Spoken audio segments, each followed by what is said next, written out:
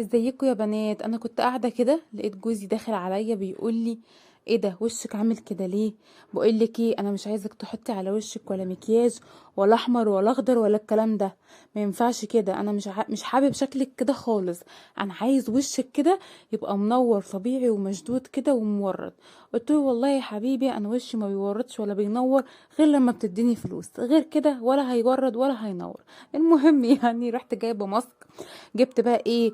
بوله كده ورحت حطيت فيها بياض بيضه. بصوا اهو زي ما انتوا شايفين، جبت بياض بيضه.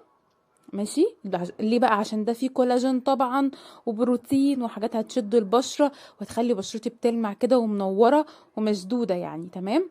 وبعدين جبت نص معلقه بيكنج باودر، يعني مش نص، يعني زي رشه كده اهو شايفين. بصوا رشه، مش نص حتى. وقعدت اقلبها كده في بياض البيض، اقلبها. قلت ايه بقى عشان تندمج مع بياض البيض بقى، ولقيتها بتكلكع، عماله تكلكع. وبعدين رحت جايبه العصايه التانية بقى وسبت المعلقه. وقلت بقى ايه عشان اعرف ادمج كويس المكونات مع بعض، عشان انتوا عارفين بياض البيض بقى ايه بيبقى محتاج ضرب كده كتير. وقلب قلب قلب قلب. تمام كده اهو، انا عماله اقلب عشان تندمج، عشان اعرف اوزعها على بشرتي كده بقى، ويبقى الماسك كده ايه حلو كده ومليان مكونات حلوه.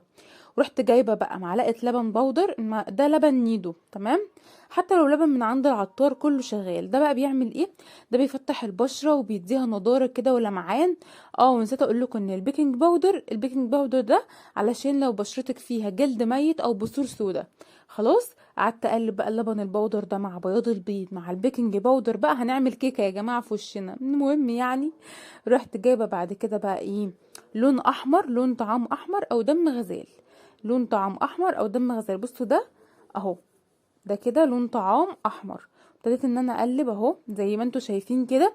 وبعد كده هبتدي ان انا بقى ايه؟ احطه على بشرتي، احطه كده على بشرتي بقى.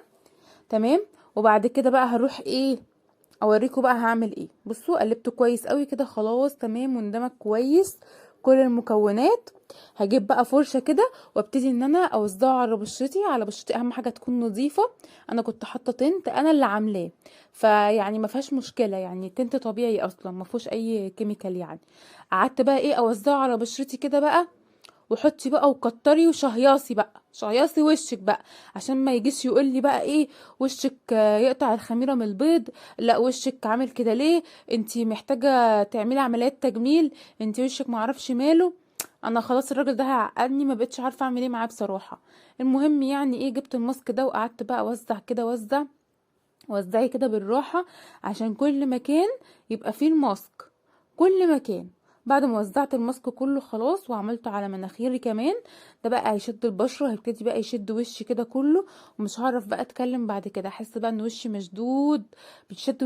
بيشد الوش خالص، كانك فعلا عامله تجميل، يعني حاجه سبحان الله، حاجه طبيعيه تحفه. المهم وانا بقى بعمل كده افتكرت ان انا بقى لسه كنت عامله تنت، لسه عاملاه طازه حلو كده فظيع تحفه طازه، كاني يعني عامله كيكه. ما علينا. المهم بقى التنت اللي انا عاملاه ده قلت اما احط على شفايفي كده عشان شفايفي كمان تحمر اهو وتورد. بصوا شايفين طبعا في صباعي ازاي وعمل لون. خلاص. تبدأ ان انا اسيبه على وشي ينشف. وحطيت على شفايفي عشان كمان شفايفي تاخد لون ويبقى وشي مورد كده مع شفايفي، ما احسش بقى ان انا ايه شكلي متغير. وعشان كمان اما اقعد بقى من غير مكياج وشي يبقى مورد وحلو كده ومشدود، وشفايفي لونها بينك من غير ما يكون عليها روج. بصوا شايفين انا كده غسلت وشي، ابتدي ان انا انشفه بقى. شايفين خدودي طبعا الماسك شال بقى ايه، شال التنت القديم وكده. بصوا بقى خدودي بقى مورده ازاي، وشي فيه كده سنه حمار شويه، وشفايفي طبعا محمره خالص بس ما فيهاش ولا نقطه تنت. شفايفي خدت لون التنت اللي انا كنت عاملاه كله. بص وشي بقى مزحلق وبيلمع وبقى شكلي جميل ازاي. بعد كده بقى ايه اللينس دي شكلها هيخدها هبقى اشيلها خلاص كده. وكده انا مش حاطه مكياج ولا حاطه اي حاجه، كده بقى زي الفل. اما اشوف بقى اخرتها ايه مع الراجل ده، هيعجبه ولا مش هيعجبه. لو ما عجبوش هنشوف بقى ماسك تاني او هنشوف حاجه تانية نعملها. المهم قولوا لي رايكم في الكومنتات، ايه رايكم في الماسك؟ جربوه، الماسك ده بيتعمل مرتين في الاسبوع. بنسيبه لحد ما ينشف خالص، بعد كده بنغسل وشنا ونحط شويه تونر او حاجه على وشنا ونرطبه وبس كده.